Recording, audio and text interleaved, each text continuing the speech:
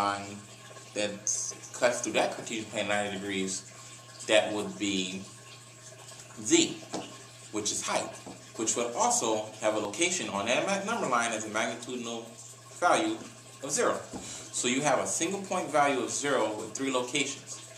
So you can subscribe up to 11 of these types of dimensional intersections at 90 degrees in our universe to get the 11th dimension that's described in string theory or M theory, which will give you up to 11 dimensional coordinates, A through K.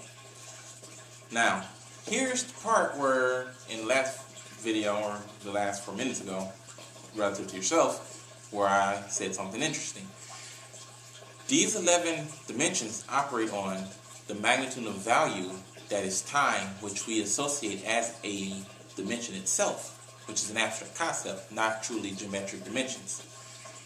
The universe as 11-dimensional volume, 11-dimensional geometry moves around in this magnitudinal force that is time through existence, which is an infinite number of geometric coordinates, an infinite number of 90-degree intersections relative to a single point location. Whereas, that is to say, whereas one single magnitudinal line with a location of 0 intersected by a second dimensional line with a location of 0, and a third with a location of 0, and a fourth with a location of 0, into infinity subscribes the static dimensional coordinates of existence, as I overly explain. I constantly suggest that existence is static dimensional coordinates. That is absolutely what I mean by existence is static dimensional coordinates. I mean that there are an infinite number of magnitudinal coordinates that can be subscribed mathematically that intersect each other at 90-degree angles that subscribe all the dimensional coordinates of existence itself.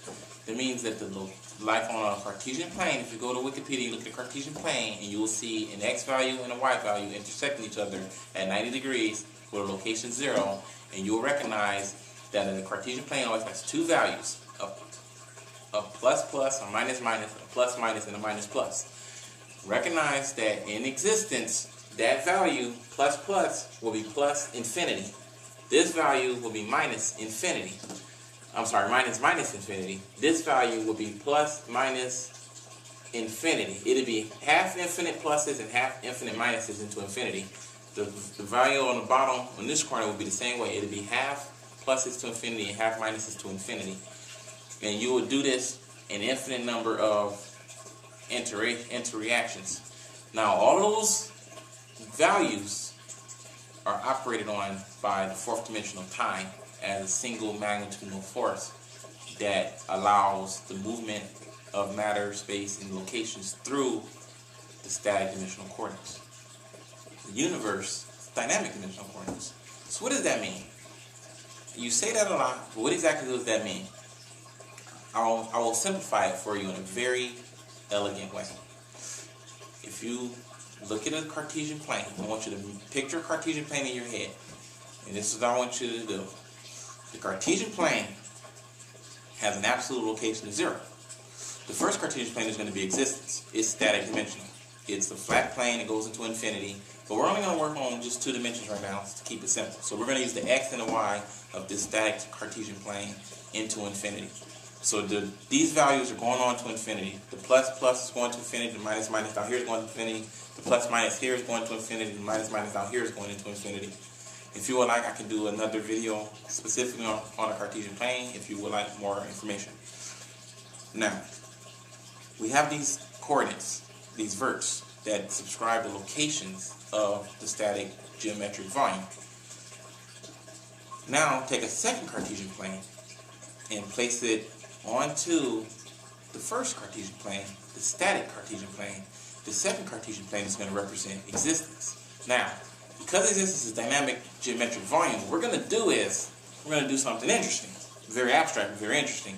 We're going to spin the second Cartesian plane around its 0, 0 coordinate.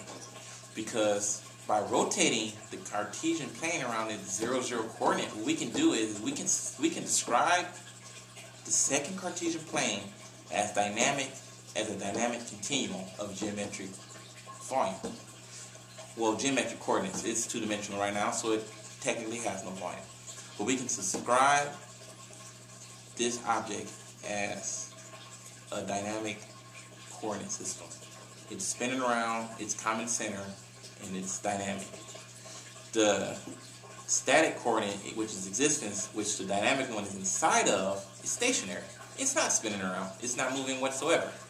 Now, to give you an even better understanding of what existence is truly doing, we're going to have existence, because we want it to be a continuum, so we're going to have existence orbit the center of the Cartesian plane that represents existence. So as it's moving around the center of this absolute infinite number of coordinates operating on 11 dimensions, both of them being subject to the same magnitudinal force known as time, you get static dimensional coordinates governed by dynamic forces, and you get the universe as dynamic dimensional coordinates governed by dynamic dimensional forces. This is what infinite infinity is trying to describe. This is my concept, my opinion of what is really going on. This is what I truly believe is where we exist. We exist here. You are here. Existence is here into infinity. And this is what my mind tells me is going on. This is what I see. This is when I think of existence in the universe, this is what I see. Actually, this is a simplification of what I see, because let's say my finger represents a universe that's spinning. Well, this is another universe that's also moving around. This could be a universe that is also static dimensional coordinates. So our universe is moving around existence, where this universe is stationary relative to existence itself as static dimensional coordinates also. It can inherit that from existence. And there's lots and lots that I can cover, but with all of the camera breaks and interruptions and my move jumping from back and forward from one idea to the next, I think it's a good point to stop here, give you guys a chance to see the video, give me some feedback on what you think, what suggestions, what can I change, what should I add, what should I touch on, and what should I expand on.